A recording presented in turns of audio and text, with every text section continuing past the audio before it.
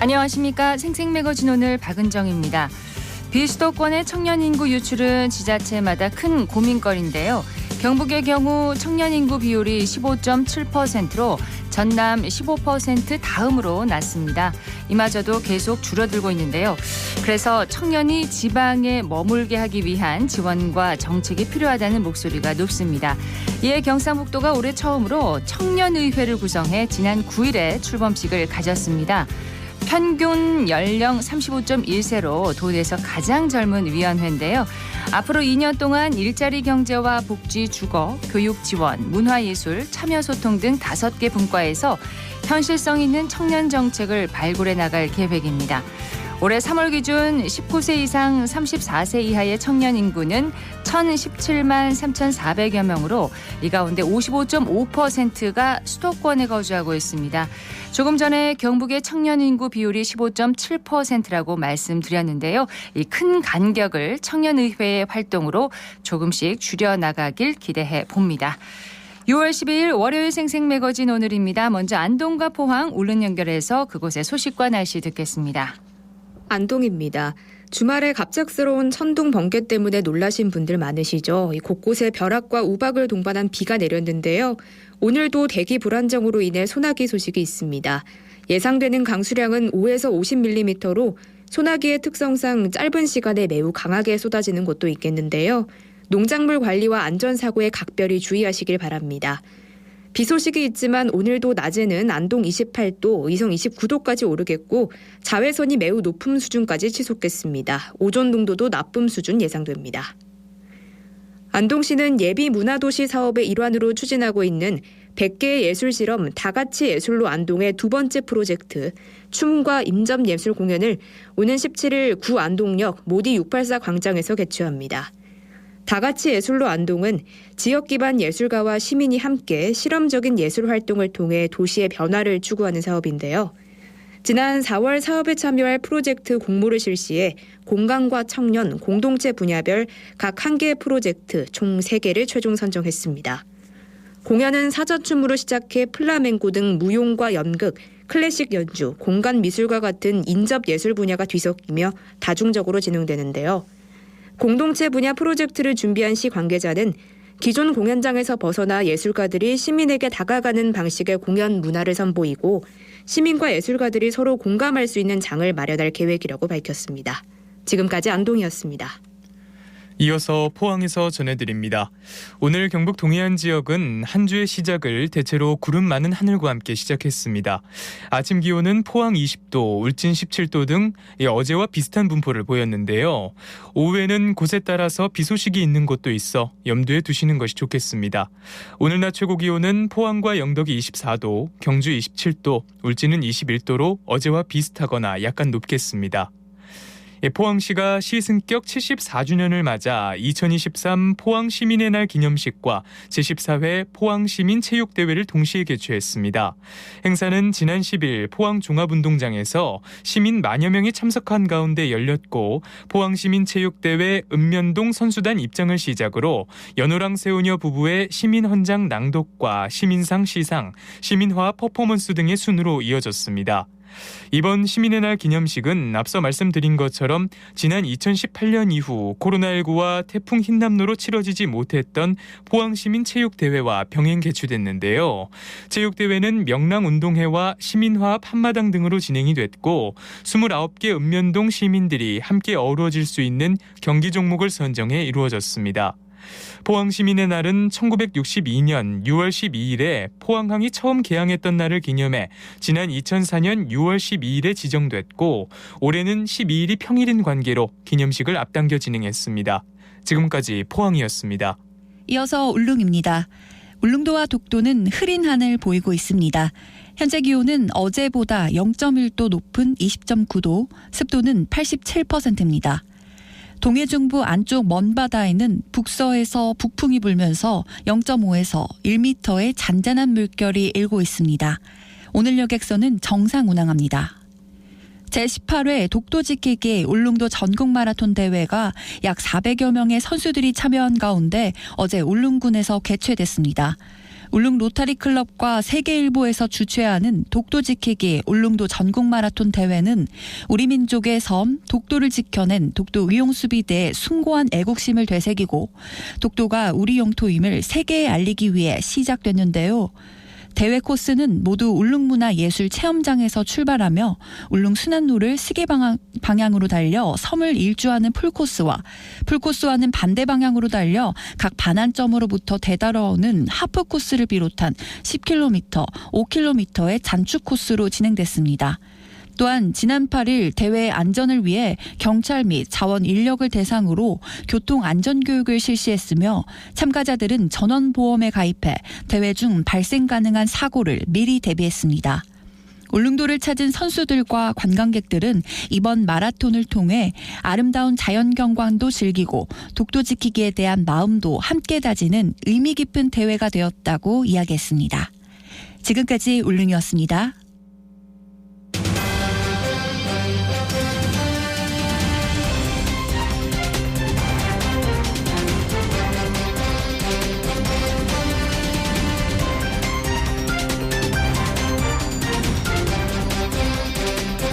(6월 12일) 월요일 생생매거진 오늘 함께하고 계십니다. 11시 11분 지났습니다.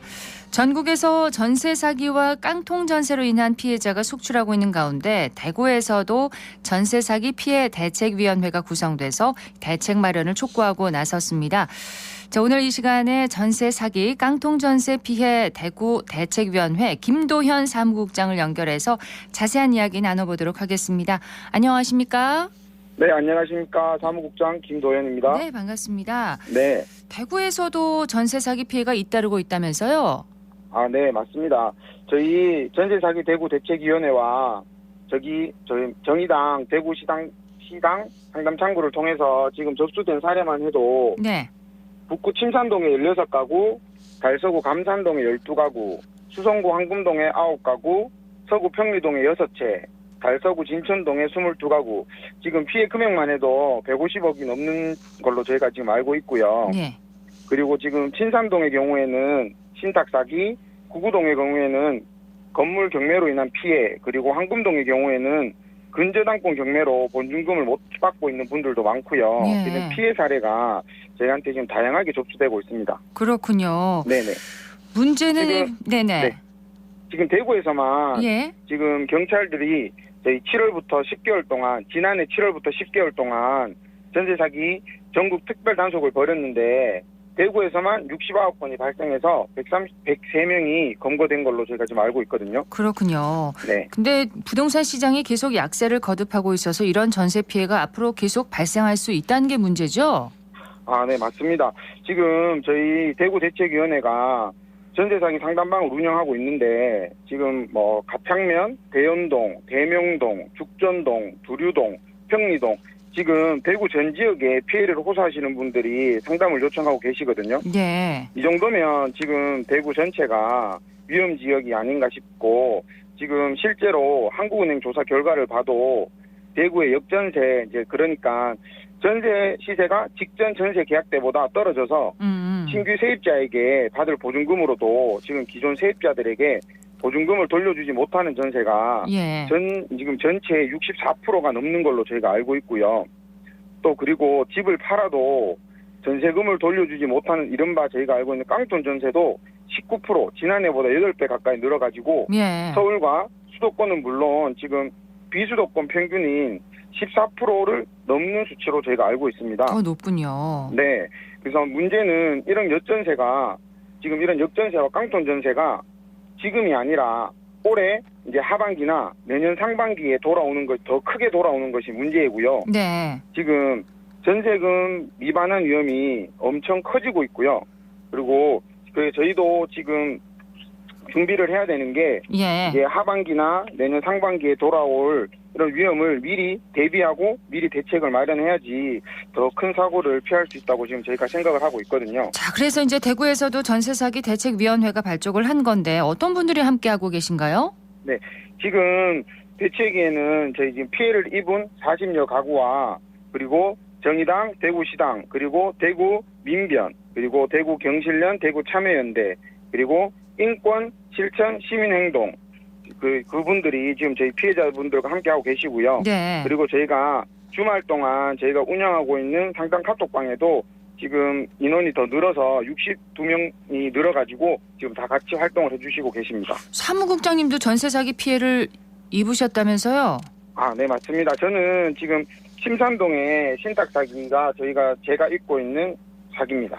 신탁 사기가 뭔지 좀 설명을 해주세요. 네, 신탁 사기는 일반 전세 사기와 조금 다른 면이 있는데 예. 저희가 이제 계약을 할 당시에 임대차 계약을 할 때 임대인이라고 칭하는 그분은 이제 위탁자였는데 저희는 임대차 권한이 없는 그분과 계약을 하게 된 것입니다. 저희가 이 과정에서 신탁의 동의를 구했다면 예. 저희는 사기가 되지 않지만 그 임대인은 계약할 당시에 모든 권한은 본인한테 있으니까 본인과 계약을 하면 된다. 그러면 아무 문제가 없다. 저희들에게 그렇게 말을 하였고 부동산에도 그렇게 이야기를 해서 저희는 아무 문제 없이 계약을 하게 된 것입니다. 실제 임대인이 아니었던 거네요. 네, 맞습니다. 예. 저희가 그 임대인은 계약할 권한이 없는 그냥 그 위탁자였던 것입니다. 예, 그래서 예. 그분하고 계약을 하면 쉽게 이제 계약은 무효가 되는 것이었던 거죠. 그래서 저희도 처음에 계약을 할 때 등기부 등본이랑 이제 근저당이 잡혀 있는지를 확인하기 위해서 뭐 신탁 원부라고 하는 그런 신탁 원부도 받아서 확인을 했는데 네. 거기 내용에는 그런 뭐 우선 수익권자라든지 아니면 근저당이라든지 그런 게 아무것도 적혀 있지 않았었습니다. 없었어요. 네네네. 그래서 저희도 그거를 알고 그러면 아무 문제가 없겠구나. 우리가 계약을 해도 우리한테는 이제 문제가 생겨도 우리한테는 이제 보증금이나 그런 거는 다 지킬 수 있겠구나라고 생각을 하고 네. 계약을 진행을 했는데 저희가 시간이 좀 지나니 신협에서 자기들이 우선 수익권자라면서 지금 본인들이 한 계약은 무효다. 불법적인 계약이다. 이렇게 저희한테 얘기를 해주면서 이 집에서 나가라. 이렇게 저희가 통보를 받았습니다. 신협에서 연락이 온 거군요. 네네네. 그래서 저희가 이 일이 있고 나서 이제 방송도 이 문제가 방송에도 나오고 나서 5월 12일에 신탁 원부를 확인을 했는데 네. 5월 12일에 이제 신탁 원부가 수정된 사실을 알게 되었습니다. 근데 그 수정된 신탁 원부에는 어떤 내용이 있었냐면 이제 우선권자와 네. 우선 수익권자와 그리고 대출금이 얼마가 있는지가 거기에 다시 그 수정이 되어 있었던 것입니다. 이게 계약 후인가요? 계약 전인가요? 계약 후에 후에 수정이 된 거였군요. 네네네. 올해 이제 저희가 저번 달 5월 12일에 이 부분이 수정되었던 것입니다. 네. 방송이 나오고 저희가 확인했을 때 다시 아하. 이 부분이. 근데 만약에 저희가 계약 당시에 이런 부분이 신탁 원부나 이렇게 표시가 되어 있었다면 뭐 네. 부동산도 그렇고 저희가 우선권자가 아니고 그리고 그 대출금 이렇게 있는 집에 저희는 계약을 하지 않았을 겁니다. 그렇죠. 네, 그래서 지금 저희는 이 계약 자체가 잘못됐고 불법적인 계약이기 때문에 보증금을 한 푼도 돌려받지 못하고 지금 길거리로 내몰려야 되는 가구만 저희 포함해서 16가구가 지금 그렇게 되어 있습니다. 그러면 이 내용을 누락한 사람은 누군가요? 이거는 신탁 원부를 등록하는 예. 거기에 할 때 이제 등록하러 가는 분이 있는데 예. 이게 그래서 제가 지금 그게 복잡하군요. 예. 네네네. 어쨌든 계약 후에 네네네. 이제 수정된 것을 이제 발견을 하신 건데 이제 네네네. 전세 사기 피해자분들은 정부의 제대로 된 피해 대책을 마련해 줄 것을 촉구하고 있습니다. 네네. 그러니까 이제 지금 나온 대책들은 실효성이 떨어진다는 그런 뜻인가요? 네네 맞습니다. 지금 나와 있는 전세 사기 깡통 전세 문제는 쉽게 말해서 정부가 만들어 놓은 부동산 중개법이나 임대사업법, 부동산 중개업자, 건설사, 임대업의 허점을 노린 네. 이게 사기꾼들이 저희 지금 시민들이 당하고 있는 건데 그 사기꾼들에 의해 진짜 지금 시민들의 삶은 초토화가 되어가고 있습니다. 네. 근데 이 정부가 정책 실패에 따른 책임을 지고 대책을 마련해야 되는데 지금 정부가 만들어 놓은 대책법에는 특별법에는 저희가 혜택을 받지 못하는 분들이 너무 많습니다. 그렇군요. 네. 그리고 보증금이 5억이 넘어가는 분들과 그리고 이제 소수 인원 그리고 지금 소수 인원 분들은 지금 본인들이 피해를 입었다는 거를 입증하기조차도 조금 힘든 상황이 처해진 분들도 많거든요. 네. 그렇기 때문에 이 특별법을 조금 더 검토해서 피해자의 범위라든지 그리고 조금 폭넓은 지원을 해줄 수 있는 그런 법을 조금 만들어야 된다고 저희가 생각을 하고 있습니다. 네. 대구시의 전세 사기 피해자 지원센터 마련을 촉구하셨는데 이 얘기도 좀 해주세요. 네네네. 저희 지금 전세 사기 피해자 지원센터는 저희가 대구는 비수도권 가운데서도 전세 보증 사기가 지금 부산 다음으로 많은 걸로 저희가 알고 있습니다. 예. 그런데 다른 지자체들은 이미 이런 피해 지원센터를 운영을 하고 있는데 대구는 아직 요게 마련되어 있지 않거든요. 예. 그렇기 때문에 지금 대구에서는 더 많은 분들이 이런 피해를 받거나 더 큰 피해가 생길 수도 있기 때문에 하루라도 빨리 피해 상담센터를 만들어서 실태 조사를 하고 피해자들에게 네. 인간 생활의 제일 기본 요소인 의식주를 잃지 않게 하도록 저희가 지원을 조금 받았으면 합니다. 다른 지자체에서는 피해자 지원센터를 어떻게 운영하고 있나요? 전세사기 피해가 지금 피해자 지원센터는 서울과 인천, 경기, 부산, 울산, 경남 여러 지자체에서 지금 속속히 마련되고 있는데 부산시 같은 경우에는 지난 5월에 예. 전세 피해 지원센터를 열고 법률 상담과 행정 서비스를 지원하고 있고 울산은 조금 더 적극적으로 피해자 지원 특별팀을 구성해서 거처 27채를 마련하는 등 피해자들에게 제공할 계획이라고 들었고요. 예. 임시거처 등은 보증금이 없이 시세의 30% 임대료로 2년까지 거주할 수 있도록 지원을 해주고 또 4인 기준으로 네. 162만 원의 생계비를 지원하고 있다고 저희가 알고 있고 경남 같은 경우도 부동산 정책 특별팀을 만들어서 전세 피해 대응 특별팀으로 전환을 하고 전세 피해 대책 개선 방안을 지금 모색하고 있다고 저희가 알고 있습니다. 대구시에도 전세 사기 피해자 지원센터를 개설해 줄 것을 어떻게 요청을 해보셨습니까? 네, 저희가 대구시 관계자를 만나서 대구에도 이런 피해 지원센터를 빨리 개설해 줬으면 한다고 저희가 말을 했는데 지금 대구 관계자 말로는 네. 지금 피해 접수된 게 20건에 불과해서 아직 설치 계획이 없다고 합니다. 지금 이게 피해 사례가 많아져서 담당자들이 혼자 업무를 다 할 수 없을 때 그때 특별팀을 편성할 것을 고려한다고 지금 하고 있는데 네.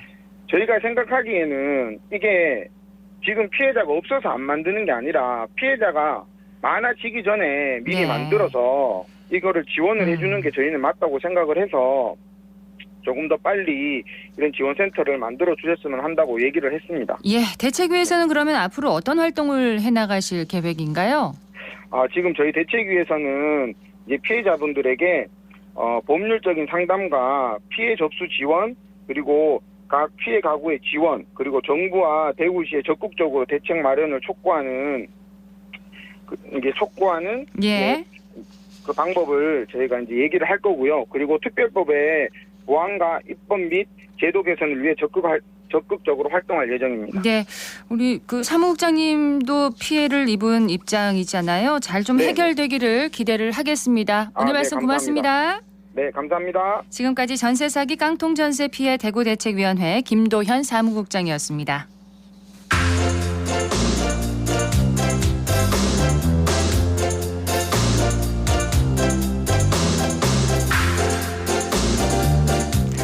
(11시 23분) 지났습니다. 오는 7월 1일부터 경상북도 군위군이 대구광역시로 편입됩니다. 이에 맞춰서 매주 금요일, 토요일, 일요일에 아이러브 군위 투어가 진행되고 있는데요. 서유리 리포터가 현장 함께했다면서요? 네, 안녕하세요. 알럽 군위 투어는 동대구역에서 출발해서 군위의 대표 관광지인 한반마을, 화본역, 삼국유사 테마파크를 둘러보는 프로그램인데요. 오전 9시 반부터 오후 5시 반까지 진행되는 알찬 여행 코스입니다. 저는 어제 40여 명의 관광객들과 함께 군위를 제대로 즐기고 왔는데요. 현장 소리와 여행 가이드의 이야기 들어보시죠. 한반마을은 남향이 어쨌든 산을 다 가로막고 있으니까 집 방향이 남향이 아니고 여기 북향으로 다 짓습니다. 그런데 북향으로 짓다 보니까 계곡에서 바람이 많이 불어와요. 그래서 바람 막으려고 이렇게 소나무를 지어놓은 겁니다. 근데 이게 오히려 마을의 하나의 자랑거리가 됐어요. 한국 유사에 나오는 특이가 뭐가 있을까요? 그렇죠. 만 가지 파도를 다 잠재운다는 만파식적입니다. 화본역은 1박 2일 촬영지이기도 했고 소소하게 이렇게 일반 사람들한테 알려져 있는 예쁜 간이역입니다. 중앙선의 일부고 지금도 하루에 6개의 무궁화가 다닌다고 하는 만큼 지금 운영을 하고 있어요. 제가 듣기로는 2024년도에 아마 중앙선이 개통이 되면 완전히 없어진다고는 듣고 있습니다. 그다음에 삼국유사 테마파크는 삼국유사의 내용이 어떤 건지 또 이련 스님의 생애는 어땠는지에 대한 거를 보여주는 권리관으로서 아마도 학생들한테도 좋은 그 교육 하나의 차원이 되기도 하고 일반 시민들한테는 몰랐던 삼국유사의 내용을 좀 더 구체적으로 알 수 있는 기회가 되지 않을까 싶습니다. 반응은 대체적으로 상당히 좋아요. 훌륭한 가이드분들이 계셔서 군위에 대한 거라든가 그 관광지에 대한 여러 가지 정보를 얻을 수 있어서 혼자 가는 것보다는 정말 알찬 여행을 할 수가 있습니다. 보통 설문조사를 합니다. 이걸 나중에 추천할 의향이 있으십니까? 물으면 적극 추천의 그 설문조사 반응은 상당히 많은 편인 거 봐서도 아주 인기 있지 않는가라고 생각은 해요. 네, 대부분 적극 추천을 해주셨군요. 네, 맞습니다. 여행 코스 중에 한밤마을이 있네요. 네, 여기가 어디? 이름이 참 예쁜데 네네. 의미가 있나요? 이곳은 팔공산 북쪽에 넓은 산자락에 바짝 붙어있는 마을이라서 북쪽이군요. 네, 그래서 밤이 길다는 의미로 한밤마을이라고 이름이 붙었다고 하고요. 내륙의 제주도라고 불릴 만큼 돌이 많아서 마을 전체가 돌담으로 유명합니다. 네, 그래서 마을을 둘러싸고 있는 산자락을 감상하면서 천천히 둘러보기에 좋은데요. 다만 어제 가보니까요. 요즘 날이 덥잖아요. 그렇죠. 네, 자외선 차단제 진짜 꼭 발라주시고요. 모자나 선글라스, 양산도 무조건 가지고 가시는 거 추천드립니다. 투어 참여자들의 이야기 들어봅니다. 내량동에서 온 송유서입니다. 친구들하고 같이 와서 좋은 추억 쌓고 가이드분도 있고 설명을 또 해주시니까 내가 몰랐던 부분을 알 수 있고 한밤마을도 처음 가봤는데 너무 깨끗하고 예쁘더라고요. 가본역하고 엄마 어릴 적 거기는 내 초등학교 다닐 때 풍경하고 너무 비슷했어요. 그래가지고 추억에 젖어져서 사진도 찍어보고 행복한 시간이었습니다. 군위가 구석구석 예쁜 데가 많더라고요. 아기자기한 것도 많고 하니까 추천하고 싶어요. 40대 애아빠입니다. 저는 개인적으로 삼국유사 테마파크가 제일 볼거리도 있고 또 쉴 수 있는 공간도 충분한 것 같아서 제일 마음에 들었어요. 가족들과 오기에 가장 좋은 곳인 것 같아요.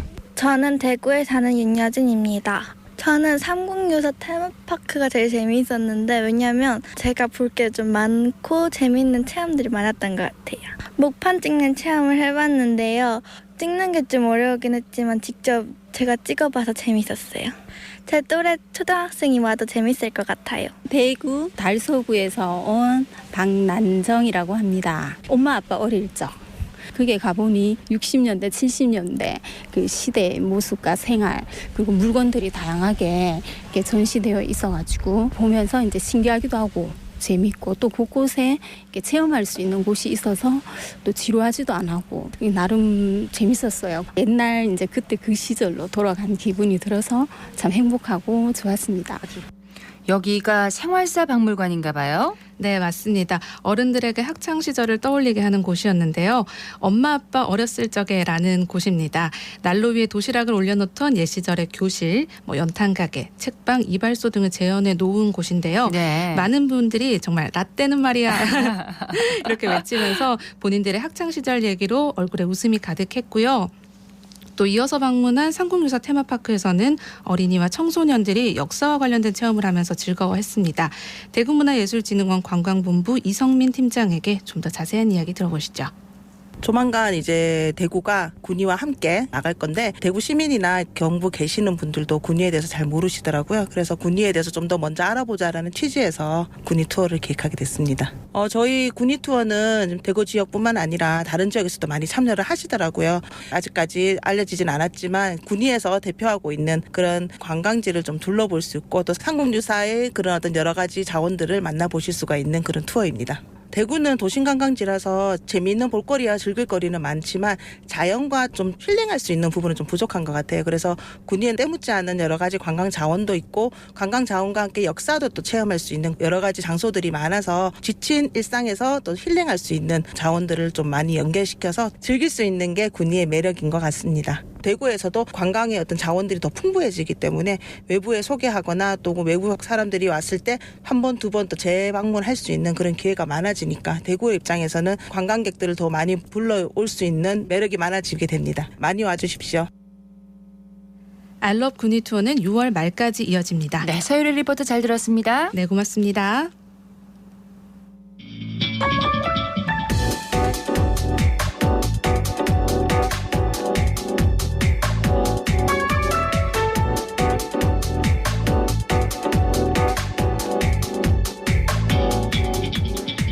묻고 듣고 생각과 마음을 나누는 방송. 지금 여러분께서는 대구 경북을 보고 듣는 생생 매거진 오늘을 함께하고 계십니다.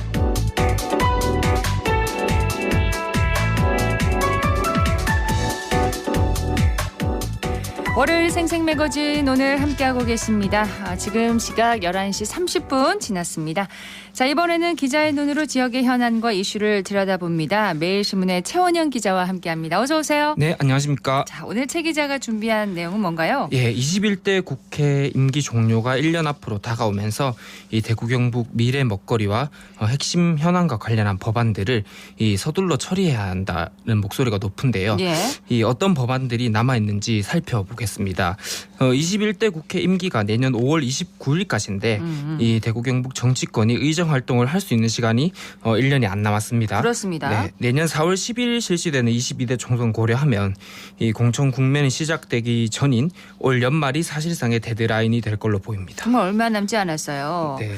자, 올해 아무래도 지역 정치권의 가장 큰 성과라면 신공항 특별법 통과겠죠? 예, 맞습니다. 이 지역 정치권은 지난 4월 힘을 합쳐서 이 신공항 특별법을 통과시키는 쾌거를 이뤘는데 발의 후에 통과되지 못하고 계류 상태에 머물러 있는 지역 관련 법안들도 굉장히 많습니다. 네. 이 내년이 되면 총선 준비 모드로 이제 들어가야 되기 때문에 이 정기 국회가 열리는 9월부터 이 법안 통과에 이 정치권이 합심해야 한다라는 주문이 나오는데요. 그렇죠. 달서구 의뢰에 윤재욱 의원이 원내대표로서 이 지휘봉을 잡고 있는 점은 좀 고무적이라는 평가도 나오고요.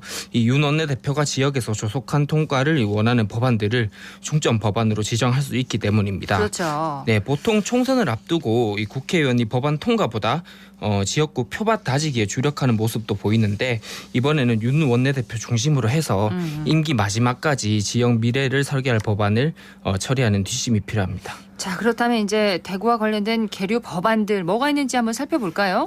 예, 우선 미래 먹거리와 관련해서는 이 북구 갑의 양금희 의원이 2021년 4월 대표 발의한 뒤 지금 상임위 접수 상태로 있는 특허 박스법의 통과가 절실한데요. 특허 박스법. 예, 네. 이 특허 박스법이라는 거는 중소중견기업이 특허를 사업화해서 소득을 내면 이 소득세와 법인세를 감면해주는 그런 법안입니다.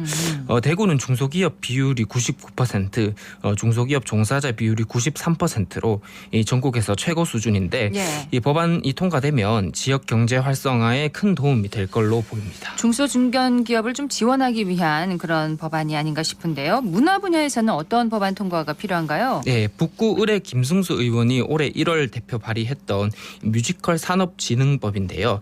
대구를 뮤지컬 산업의 메카로 만들기 위해서 법안의 초속한 통과가 필요합니다. 통과가 되면 5년 주기로 뮤지컬 산업 진흥 기본 계획이 수립이 되고요. 이에 따라서 지역 뮤지컬 산업을 지원하는 법적 근거가 마련이 됩니다. 네. 현재 법안이 상임위에 접수돼 있고요. 통과가 되면 지역 뮤지컬 산업이 많이 활성화될 걸로 기대가 됩니다. 그리고 최근 원사 수급난 소식을 연달아서 전해주셨는데 섬유업 관련 계류 법안도 있다고요? 예, 달서구 병의 김용판 의원이 올해 1월에 대표 발의한 이 섬유 뿌리 산업법인데요.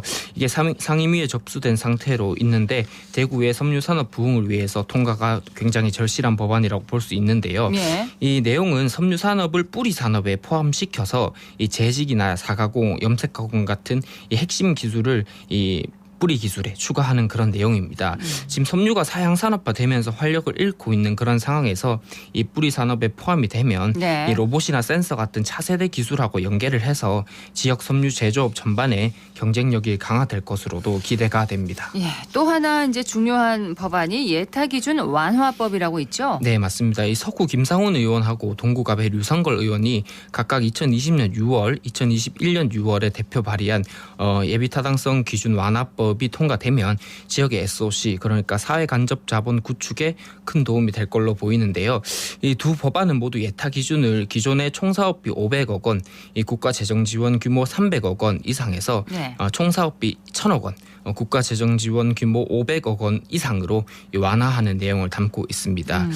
현재 상임위에서 병합심사가 진행 중인데 통과가 되면 네. 경북 지역 국지도 확장이나 개량에 좀 숨통이 트일 것 같습니다. 교통 관련 법안도 있나요? 예, 달서구의 윤재욱 원내대표가 조만간 대표 발의할 예정인 이 달빛 고속철도 특별법이 대표적인데요. 이 대구와 광주를 잇는 고속철도를 놔서 이 경북 포항에서 전남 목포까지 노선을 확장한다라는 내용입니다. 네. 지금 이재명 더불어민주당 대표도 건설 필요성을 강조하고 있기 때문에 연내 통과에 대한 기대감이 고조되고 있는 상황입니다. 자, 이 밖에 또 주목할 만한 계류 법안은 뭐가 있나요? 예, 수성구 을의 이인선 의원이 2022년 10월 대표 발의한 뒤에 상임위에 접수돼 있는 수성못 무상양력법도 주목할 필요가 있는데요. 이 법안은 수성못처럼 농업 명수 공급 기능을 상실한 저수지에 한해서 소유권을 지자체 무상으로 양려하는 내용을 담고 있습니다. 또 중남구의 임병헌 의원이 올 3월 대표 발의한 소년 소녀병 명예선양법도 있는데 이 생존자들의 급감으로 조속히 통과돼야 할 법안으로 보이고요. 통과가 되면 6.25 전쟁 참전 소년 소녀병하고 그 유족에게 위로금을 지급할 수 있게 됩니다. 예, 그리고 동구을의 강대식 의원이 2020년 7월 대표 발의한 뒤에 이 상임위 심사 단계에 있는 군소음법도 지역 수건 해결을 위해서 남은 기간에 통과가 요구되는 법안입니다. 네. 달서구 갑의 홍석준 의원이 2020년 11월 대표 발의해서 이 상임위 심사를 마친 뇌연구 촉진법도 통과가 필요한데요. 이 대구가 한국뇌연구원을 혁신도시에 보유하고 있는데 뇌연구원 고점 도시로 떠오르는 상황에서 법안이 통과되면 뇌질환과 관련된 3세대 치료제 개발에 탄력이 붙을 것 같습니다. 통과를 기다리고 있는 법안들이 꽤 많습니다. 많습니다. 예, 네. 이번에는 경북으로 가볼까요? 기업 투자 유치 분야부터 볼까요? 예, 기업 투자 유치를 위한 법안에는 포항과 구미 의원들이 힘을 쏟고 있습니다. 구미 갑의 구자근 의원은 지난달에 각종 세제 혜택을 통해서 기업을 유치하기 위한 근거를 담은 지방투자 촉진 특별법을 발의를 하고 국회 내 심사 작업에 힘을 쏟고 있고요. 예. 이 포항 북의 김정재 의원은 올해 1월 지방 이전 수도권 기업 지원법을 대표 발의해서 본사 소재지를 포항으로 옮긴 포스코의 신규 투자를 끌어내기 위해서 노력하고 있습니다. 또 국내에서 제일 많은 가동원전을 보유하고 있는 경북 지역 특성을 반영한 법안 처리도 지금 절실하죠? 예, 구미 을의 김영식 의원이 지금 저장 공간이 포화 상태에 이른 고준위 방사성 폐기물을 안전하게 관리하기 위한 특별법을 지난해 8월 대표 발의해서 국회 심사를 위해서 노력하고 있고요. 네. 그리고 월성원전 같은 다수 원전을 보유한 경주의 김석기 의원은 이 원전에서 발생한 고준위 방패물에 지방세를 매겨야 한다라는 목소리를 지금 꾸준히 내고 있습니다. 자, 경북의 의료 인프라가 참 열악한 지역인데 이를 해결하기 위한 법안도 있죠? 예, 맞습니다. 특히 경북 북부가 그런데요. 안동 예천 김영동 의원이 2021년 3월 대표 발의한 이 공공의대 설치법은 이 상급 종합병원이 하나도 없는 지역 현실을 타개하기 위한 법안으로 꼽히는데 현재 의대 정원 확대 반대를 외치는 의료계 반발 속에서 좀 표류하고 있는 그런 상황입니다. 예. 자, 울릉과 김천 관련해서 계류 법안은 어떤 게 있나요? 예, 포항 남울릉 김병훈 의원은 이 국가 안보적 차원에서의 중요성에 비해서 이 종합적인 정책 지원이 부족한 울릉도 독도 지원을 위한 특별법을 지난 3월 대표 발의한 뒤에 이 국회 내 심사 속도 높이기를 위해서 이 동분서주하고 있고요. 그리고 경북에서 유일하게 혁신 도시를 품고 있는 김천의 송원석 의원은 2020년 9월 대표 발의했던 혁신 도시 조성법 개정안에 애정을 두고 있는데 네. 이거는 지역 고교를 나와서 타 지역 대학으로 간 경우에도 혁신 도시 공공기관에서 채용을 할 때 이전 지역 인재로 인정해 달라 이런 내용이 담겨 있습니다. 예. 영주, 영천, 상주로 가볼까요? 예, 선비의 고장이죠. 영주를 지역구로 둔 박형수 의원은 청소년 인성교육 활성화, 국립인성교육진흥원 영주 유치 같은 이 근거가 담긴 인성교육진흥법 개정안의 국회 통과가 시급하다라고 주장하고 있습니다. 네. 그리고 단연간 국회 농해수위 위원을 지낸 영천 청도 이만희 의원은 2020년 6월 농어업인 생활안정을 위한 이 농어업인 기초연금법을 발의를 했는데 65세 이상 농어업인 소득 기반 마련에 힘을 쏟고 있습니다.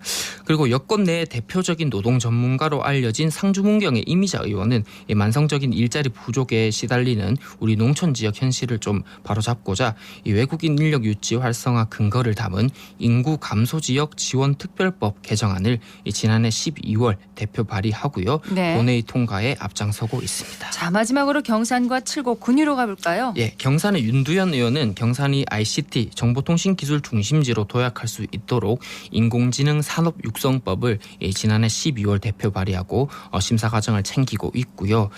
그리고 시승격이라는 염원을 품은 칠곡을 지역구로 둔 정희용 의원은 네. 2020년 12월 발의한 도농복합시 기준 완화법이 좀 조속히 심사되길 바라고 있는데 이 법안에는 현재 15만 명인 시승격 기준을 10만 명으로 낮추는 내용이 담겨 있습니다.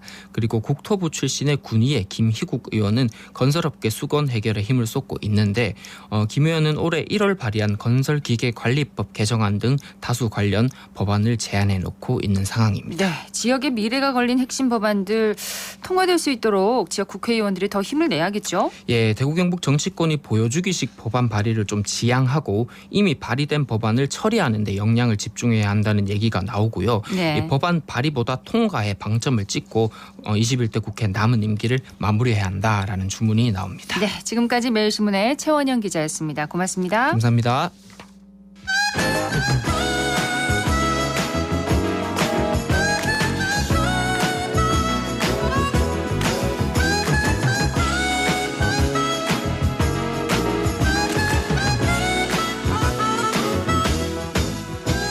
시 41분 지나고 있습니다. 자, 이번에는 정치 알아야 바꾼다. 정치 알바. 김수민 시사평론가와 함께합니다. 안녕하세요.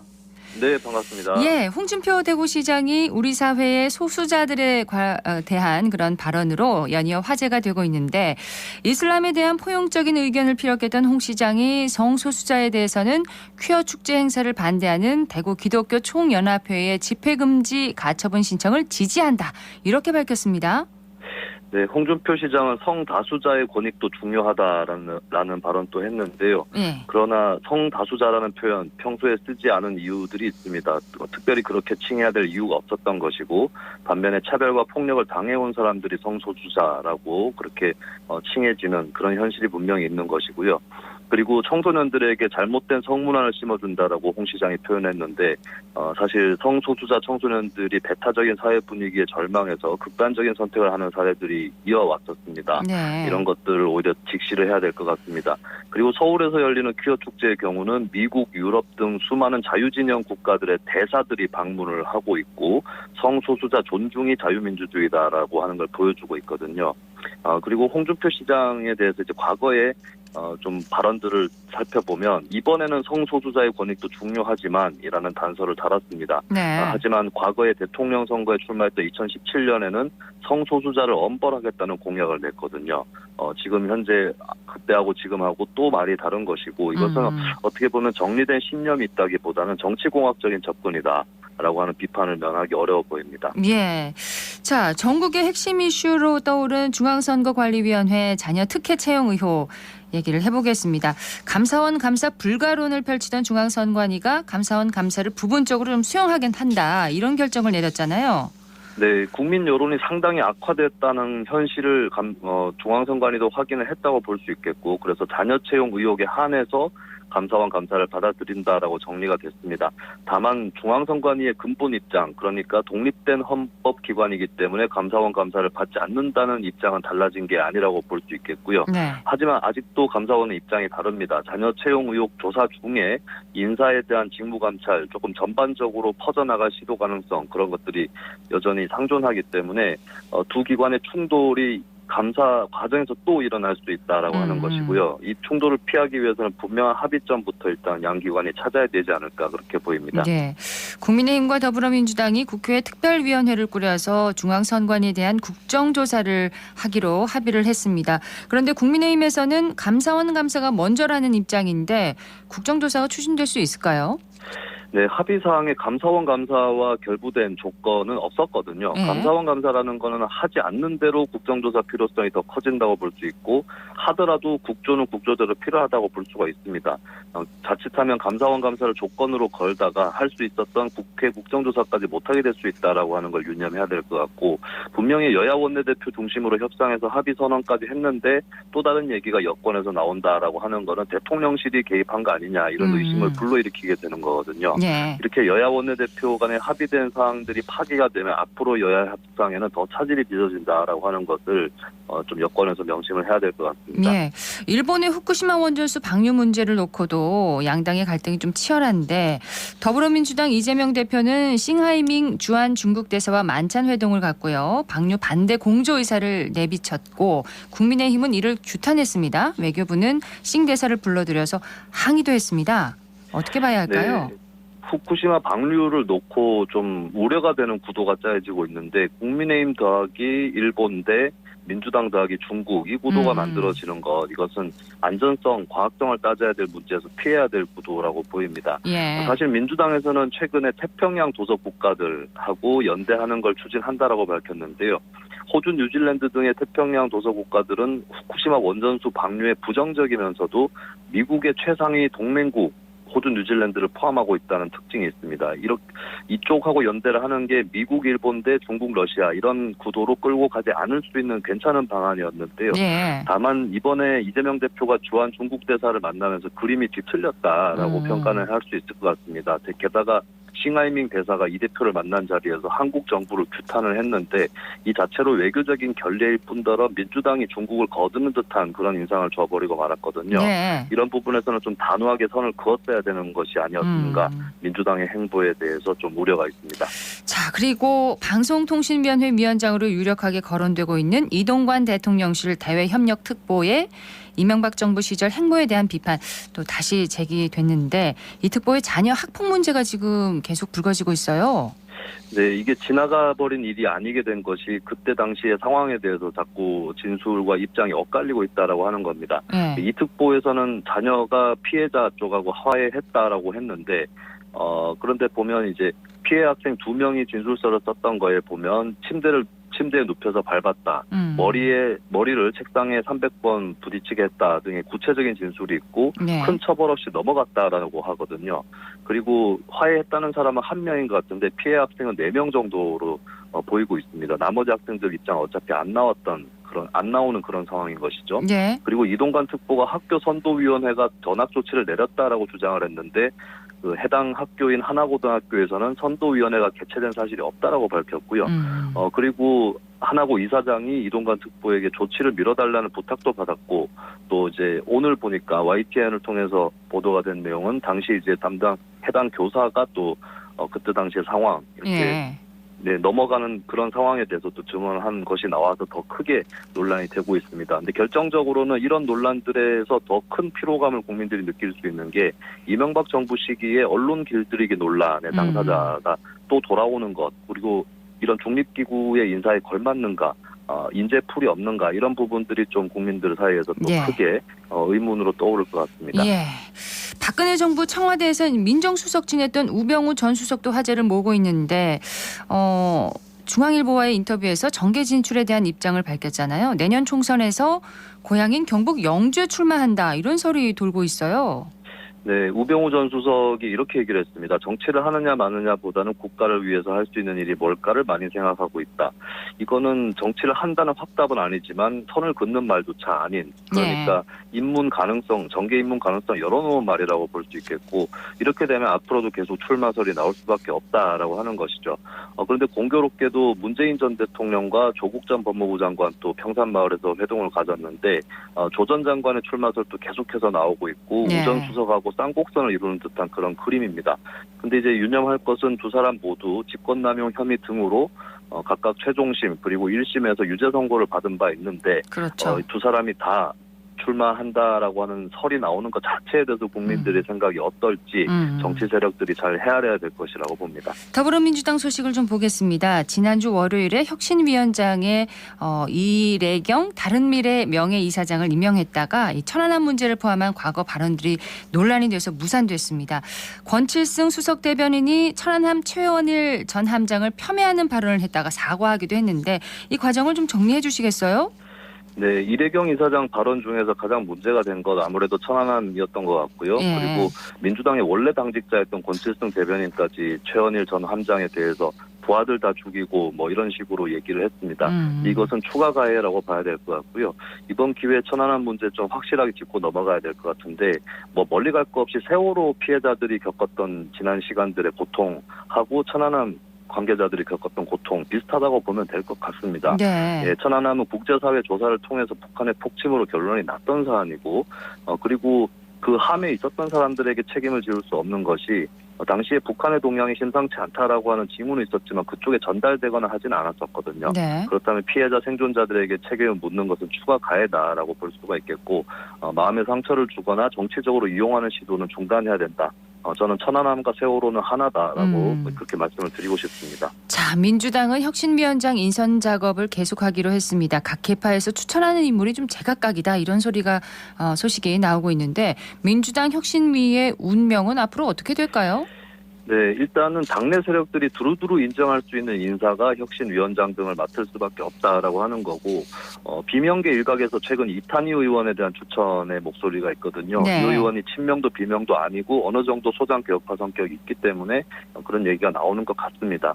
그리고 한편으로는 이제 친명은 아닌데 친문은 확실한 그런 인사들 이철희 전 정무수석이라든지 전현희 국민권익위원장 등이 기용될 수 있다는 설도 나오는데 근데 대중적으로 봤을 땐 친명에서 친문으로 무게중심을 옮기는 것이 크게 의미 있는가 이 부분에 대해서 좀 답이 있어야 될 것 같고요. 네. 중요한 거는 누가 하느냐보다는 무엇을 하느냐가 될 것 같습니다. 이게 혁신의 딜레마가 이재명 지도부와 뜻이 너무 같아도 호소합의를 듣고 너무 다르면은 실현 가능성, 수용 가능성이 작아지는 것인데 어떤 방향을 잡을 거냐가 가장 큰 관건이라고 보여지고요. 네. 다만 근데 정작 혁신이라는 게 무엇이냐에 대한 토론이 민주당 내에서 아직 잘 보이지 않는다. 이전부터는 먼저 명심을 해야 될 것 같습니다. 네, 오늘 소식은 여기까지 듣겠습니다. 고맙습니다. 네, 감사합니다. 네, 정치 알아야 바꾼다. 지금까지 김수민 시사평론가였습니다.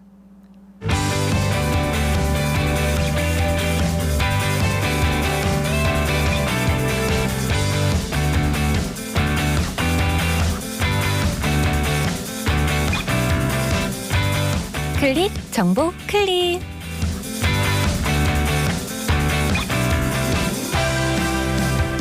대구광역시가 노인 권익 신장과 복지 증진에 기여한 기관과 개인에게 대구광역시 노인복지 대상 후보자를 공개 모집합니다.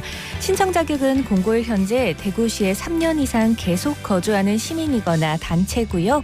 이 시상 분야는 타의 귀감이 되는 모범 노인과 어르신 복지 증진 및 권익 향상에 기여한 개인, 그리고 어르신 복지 증진에 기여한 기관 또는 단체입니다. 접수 기간은 7월 11일 화요일까지고요. 자세한 사항은 대구광역시 홈페이지를 통해 확인할 수 있습니다.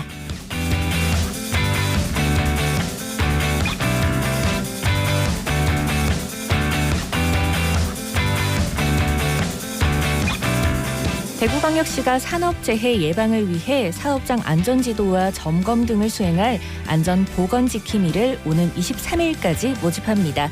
지원 대상은 산업안전보건 분야 자격증을 소지하고 있거나 기업체나 산업안전보건 관련 기관에서 3년 이상 안전보건 담당 활동을 한 사람, 그리고 고용노동부 장관이 명예산업안전감독관으로 위촉한 사람이고요. 기타 자세한 사항은 대구광역시 중대재해 예방과로 문의하시면 되겠습니다.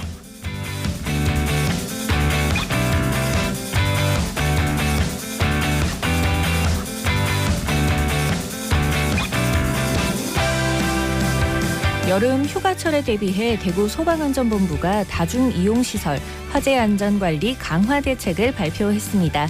여름철 대구 지역 내 많은 사람들이 이용할 것으로 예상되는 휴양시설과 실내 놀이시설, 백화점 등 다중이용시설에 대해 집중관리와 개선, 관리로 나누어 대책을 시행하는데요.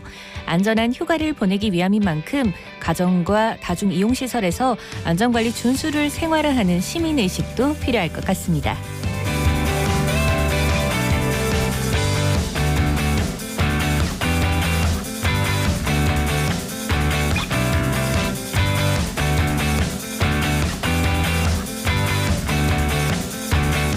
(6월이지만) 대구는 어느덧 낮 최고 기온 30도를 웃도는 날들이 많아지고 있습니다. 기온이 올라갈수록 식중독은 특히 더 주의해야 하는데요. 냉장고나 냉동실이라고 해서 안심해서는 안 됩니다. 식중독균은 6도에서 10도에서도 자랄 수가 있습니다. 식중독균뿐 아니라 곰팡이는 냉장 온도를 더 잘 견뎌낸다고 하는데요. 곰팡이의 위험에서 벗어나기 위해서는 3주에 한 번씩은 냉장고를 청소해 주시고 중성세제를 섞은 물이나 식초수를 이용해 잘 닦아야 합니다. 깨끗한 관리로 건강한 여름 보낼 준비 해야겠습니다.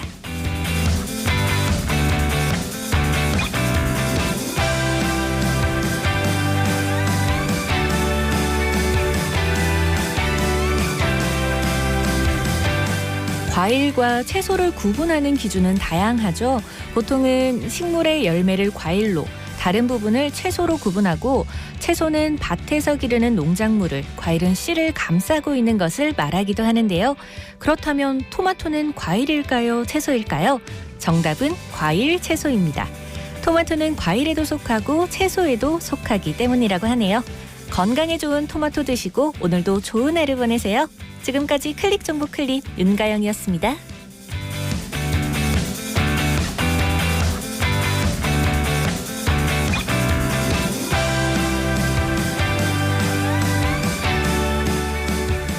오늘 대구와 경북 지역 구름 많은 가운데 대기 불안정으로 오후부터 밤까지 소나기가 내리는 곳이 있다고 합니다. 예상 강수량은 5에서 50mm, 많은 곳은 60mm 정도고요.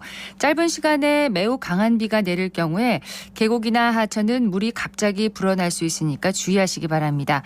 강한 비가 내리는 곳에서는 순간 풍속 시속 70km 내외의 돌풍도 동반될 수 있다고 합니다. 시설물 관리와 안전사고에 유의하시고요.